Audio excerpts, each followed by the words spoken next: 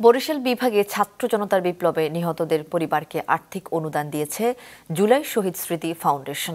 গতকাল জেলা শিল্পকলা একাডেমি মিলনায়তনে আয়োজিত অনুষ্ঠানে বিভাগে নিহত ৩১৪ জনের মধ্যে ৭৯ জনের পরিবারের মাঝে আর্থিক অনুদান চেক তুলে দেন ফাউন্ডেশনের সাধারণ সম্পাদক সার্জিস আলম। এ সময় আরও উপস্থিত ছিলেন জেলা প্রশাসক দেলোয়ার হোসেন এবং সিভিল সার্জন মারিয়া হাসান।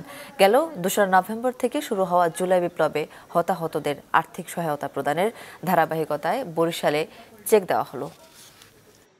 যাদের উদ্দেশ্যে যাদের নেতৃত্বে এগুলো হয়েছে, আমি চাই তাদের ফাঁসি হোক এবং তাদের আইনের আওতায় এনে দৃষ্টান্তমূলক সাজা এবং ফাঁসির আবেদন করছি আমি। আর আমার ভাই সে চলে গেছে, সে বুঝতেও পারে নাই বা দেখতেও পারে নাই যে আজকে দিনে দেশ স্বাধীন হয়েছে বা কিছু এরকম কিছু তার ভিতরে ছিল না এবং সে বুঝতেও পারে নাই। গুলি লাগার সাথে সাথে আমরা নিউরো সায়েন্সে নিয়ে গেছিলাম, তো ওখান থেকে ৯ তারিখে মারা গেছে। আর শহীদ জুলাই ফাউন্ডেশনকে অসংখ্য ধন্যবাদ জানাই, কারণ অতি শীঘ্রই আমার পাশে দাঁড়াইছে। সবাই আমার পাশে থাকবেন, সবাই সাপোর্ট দিবেন যেন এই পরিবারের হাসিটুকু সামনে আমি আগায় নিয়ে যেতে পারি।